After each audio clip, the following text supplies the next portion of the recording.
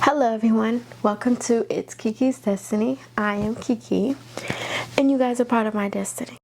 Tired of wanting to be so weighed down, thinking about my past. I mainly just want to show people that your story is just your story. It doesn't have to become who you are.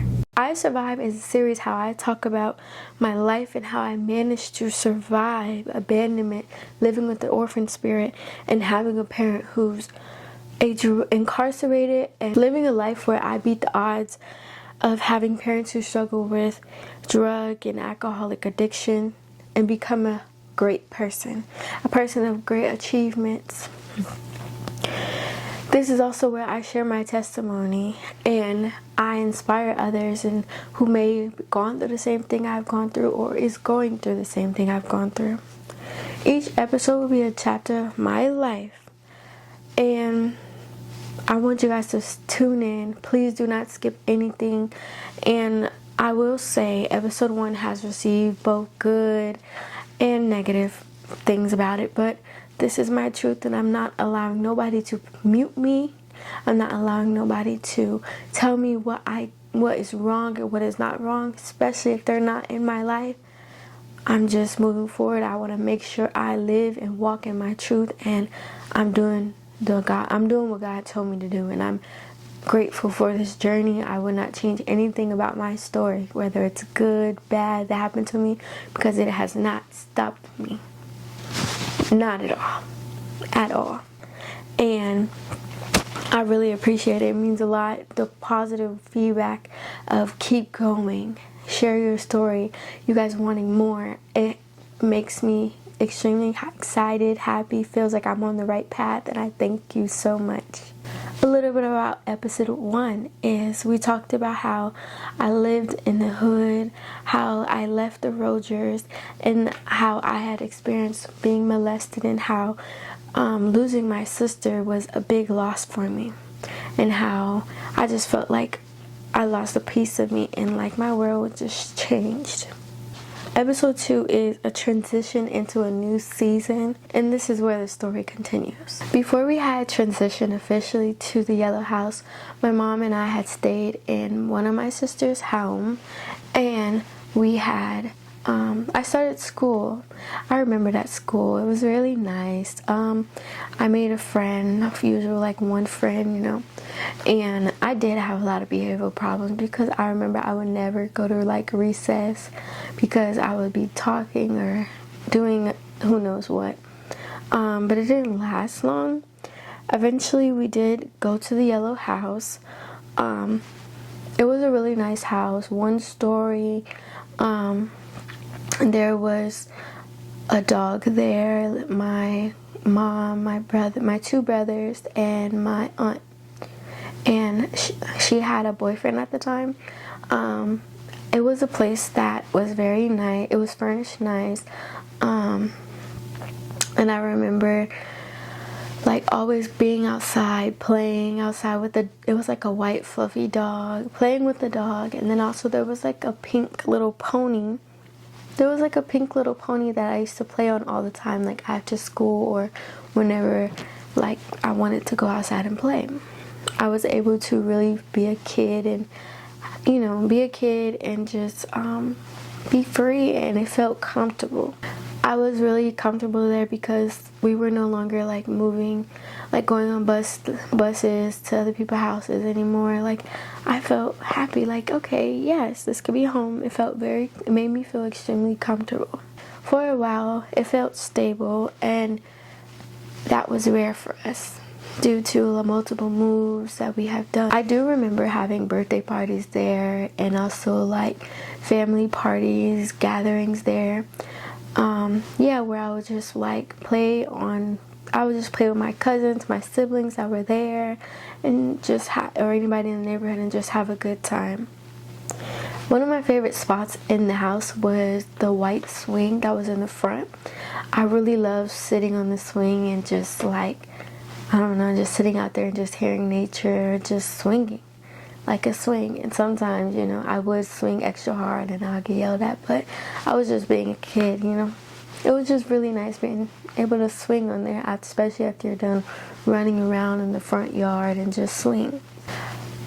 One memory that I do remember is when one time it was me, my aunt, and I believe my brother or something who gave it to me, but I had choked on a Tic Tac.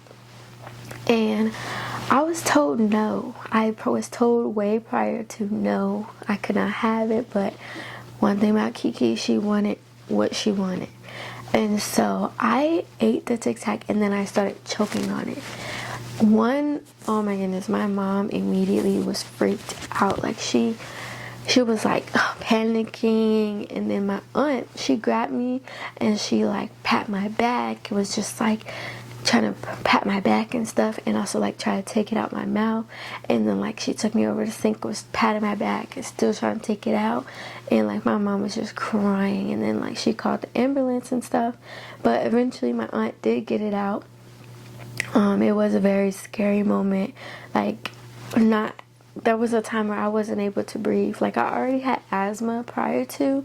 I don't know if I said this or not, but I did have asthma, really bad. Like, if I would run a lot, I would have to take my breathing treatment every day and stuff like that. But I already had asthma, so like I already know what it's like to almost not be able to breathe. But like, now something is causing me not to be able to breathe. It was really scary. Like, I really was scared, especially seeing my mom freak out so much. It was really scary. But by the time the ambulance did come, I was already like sitting calmly and stuff like that. My aunt had already taken the Tic Tac out, but they did like, they used their stethoscope and like was like checking my breathing and making sure I was good and stuff. And yeah, and then they left. One thing I loved about staying there was the fact that there was a candy lady, and all you had to do was just go across the street, and it was a white gate. You just open it and then you walk closer. I can't remember if it was her garage or you go inside, but either way it goes, just on her land, whatever. It was like a huge candy store. Like, anything you want, she had it. And like, my favorite candy I remember having is like Mexican candy, like that Mexican candy, anything spicy. Like, my favorite candy, like hot Cheetos. And I used to love it. Like, I was very chubby, like young. Like, I loved the candy. Like, that's all I needed. I needed was candy, heels, and nails, and my lip gloss. Don't forget that. And the relationships with my two brothers, me and my two brothers were very, like, I would say very normal. They were I would be lying saying they were not protective over me, making sure I'm good. Like, they took care of me. They would look after me when my mom wasn't there. Like, it always was they took care of me. It never was they never did. One sibling, me and him, used to always fight all the time, fist fight, like all the time. But we did like play with each other all the time as well. He was a really good brother. And my other brother, he's like the oldest of my other brother. He took care of me, watched after me, like very protective. There were good times in that too, with him too. I do remember him, like, he would always like appear and then disappear, appear, disappear. I don't know where he was going, but I'm already used to people automatically like keep leaving and stuff, so it never like really alarms me anymore. I'm just so used to it. There was a time where me and my other brother that we used to fight all the time. We had gotten a whooping together. I don't know what in the world we had done, but we made my mom so mad, and she was like, she got to switch. That's when I was introduced to a switch. And then she whooped me first. I went first. She whooped me first. And then after, she whooped my brother. And like, I remember like I'm still crying and stuff. And I wanted to come out the room and look. And she had stumped him. And I was like, oh my gosh. I do not know what in the world we did. Like, I can't remember to this day, but I just remember we got whooped.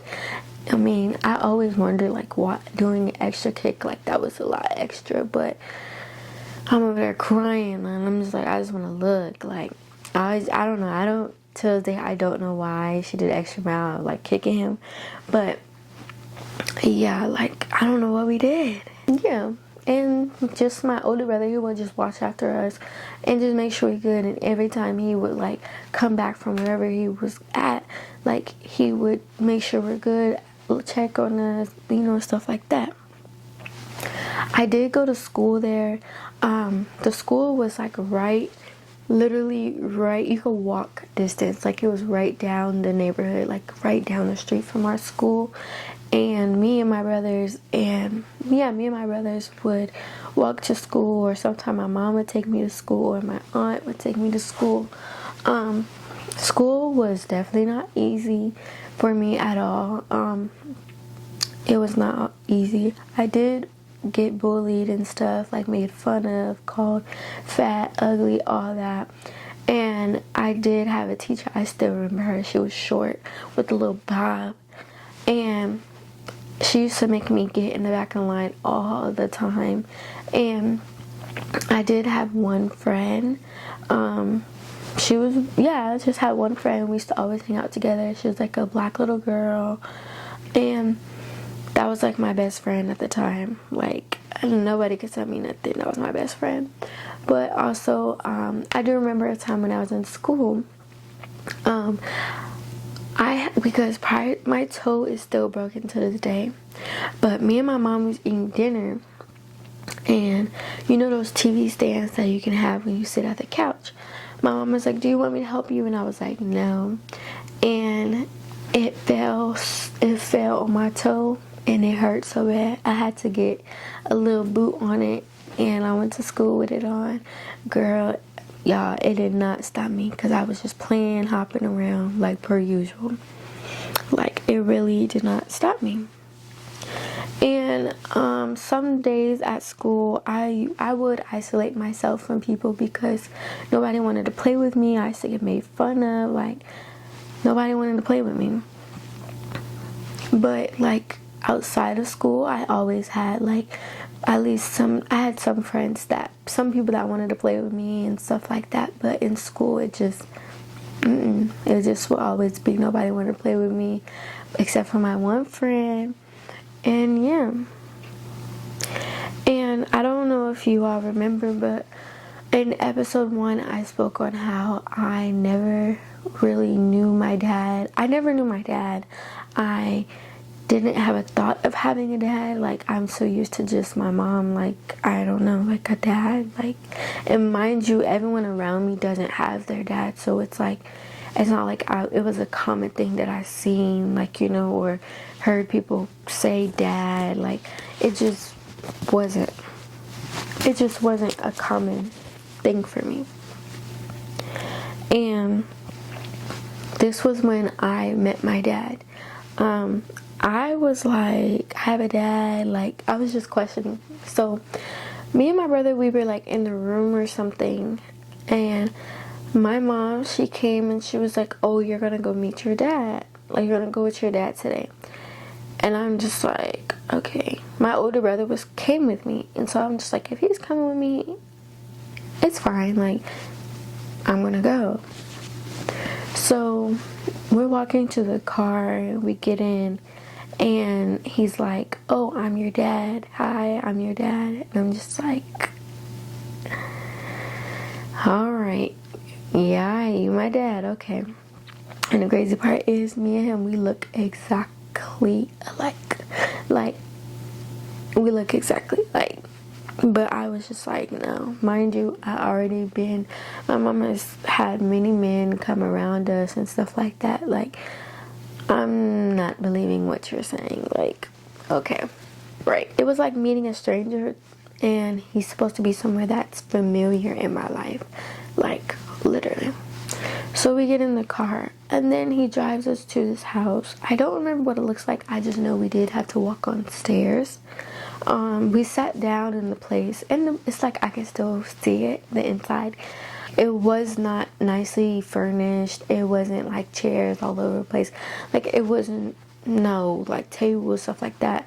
Like, it was like kind of open, and it was like a whole bunch of people in there just doing things. And then we sit down. My dad was like, boom, he punched another man, and I gave the thudding on the ground. Like, I could hear it in my ear.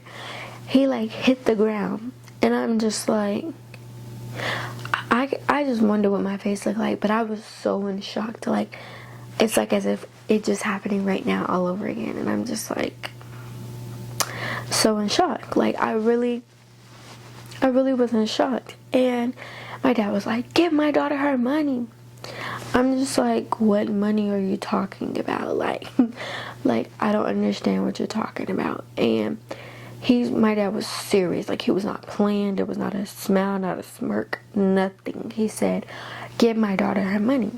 And he knew I was a fighter, and he was like, do you want to hit him? I was like, no. I shook my head, said, mm-mm. And because I'm like, one, I don't know this man, not one bit. Like, not one bit. Like, I'm just still shocked at the fact that you just did that in front of me. Like, I'm just shocked. And then I'm just like, what money are you talking about? I was just, yeah, like, what money are you talking about? And then he literally hands me and my brother wads of cash. Like, my brother had one and I had one. And he was like, put that in your sock. I was like, oh my gosh. So me and my brother, we did it. We put it in our socks. And it was after that we left.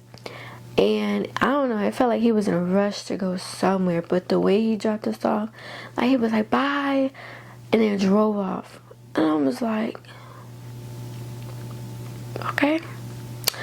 Well, that's how I met my dad. So walking into the house, I was just very, very, very, very, very shocked. Like, extremely shocked. Like, that just happened. Like, it still could, like, play. And I hear the thudding of him just falling on the ground. Like, it's so crazy. I'm just like, okay, that just happened to me. But, like, I wasn't, like, I never had a conversation with someone about, oh, so how was your visit? Like, and, like, no, like, no, it was none of that. It was just back to normal life. And I still to this day don't know where in the world that money went. And it was a lot of money. My brother had the same amount, basically. And I was just excited because I'm like, ooh, I can go to the candy store and stuff. And that's all that mattered to me, was going to the candy store, getting my nails done, getting my heels, lip gloss. I'm just like, I'm good. Like, I felt like I was rich, okay? I felt like I was so rich. And time, I don't remember the exact years, but I know time had passed, and I was introduced to my sister from my dad's side. I did not know nothing about my dad, nothing about, like, nothing. So all of this was, like, just brand new to me. And it felt like it was back to back. Like, it's just crazy. So I remember meeting my sister. It was Thanksgiving. It was Halloween when I had met my sister. She came over and she was like, hi, I'm your sister from your dad's side, and, you know, just wanted to get to know me. And it was Halloween and I wanted to be a cheerleader, and so she went to the store and got me, we got a cheerleading outfit. And she even went trick-or-treating with us. I don't know what my mom and her were talking about, but I know they were talking, and she was also, like, doing, like, small talks with me. And I was just so excited about, like, being a cheerleader, had my outfit on, and I was so excited about getting candy from each house. Yeah, like, I was just like, okay. I honestly was just curious. Like, nothing about her was, like, alarming, scary. Like, I didn't have, like, a negative feeling in my stomach. Like, I was just curious to know more. Like, you say you're my sister. Like, okay. Like, I also was like, okay, I literally just lost a sister. Like, you know. So I don't know. I never had any negative, like, I never had a scary feeling in my stomach. I was just very curious about who she was. Like, just curious and happy too. Like, I'm just so used to meeting a lot of people, so it wasn't, like, scary for me at all. And I used to spend the night at her house, And spending the night was really nice. Like, I was excited about spending the night. We used to get ice cream together and stuff like that. It was just, I was very curious, as still being curious about this, because it's still so new to me. It's like when you go to a museum, it's like when you go to a museum and like everything is so new, so fresh to you. That's just how it was. And the house at the time, there was 3 teenagers. I think one was in middle school or 2 was in middle school, I don't know, but 3 teenagers, and then there was 2 other adults, and then her, and then me. I would go there, and it was nicely furnished, very homey feeling. Like, there was no bad energy. Like, I was comfortable there. And then I was very comfortable there. So looking back now, like, it was a lot at one time, and I was going through a lot of changes at an age where, like, stability was so needed, like, very needed. And it was like one moment you're safe and comfortable, and then things change. And meeting my dad and my sister, like, just made me realize, like, okay, there's more. Like, my mom has 10 kids, but, like, I mainly, like, really, really remember, like, I could really say my 2 brothers and my older sister that left, like, were really, really, really, really, really there, like, there for me. Like, there was times where I did spend time with, when I lived with one sibling before I came to the other house, but it was like, okay, there's more. Like, I have more. I was just curious, like, okay, like, looking back, it's crazy how life introduces you to people at the right time. At first, like, they were strangers to me, but it didn't stay that way. This chapter taught me that sometimes people who may seem like a stranger can end up playing a huge part in your life, and they can play a huge role in your life. I want to thank you all for tuning in on this episode 2. I just want you all to know that each chapter that I've gone through, I gained something. I didn't just only lose something, I gained something.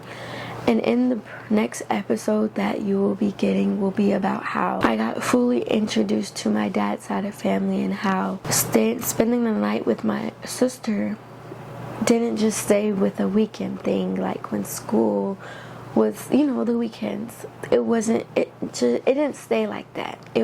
Ended up being a prolonged thing, and also just how I ended up being with my dad's side of family. And I want you guys to just stay tuned. Do not skip nothing.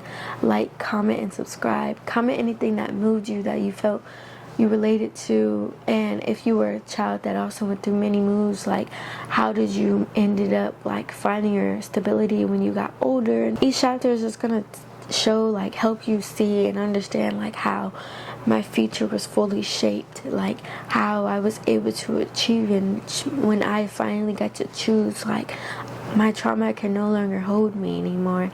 I don't want to no longer be quiet, because I never really talked about my story until I got older. And it's like, as you watch it, you're gonna see, the effects of things, and how I grew as a child from who I am now. And remember, over here we are walking, growing, and living in our purpose. Thank you so much. Bye.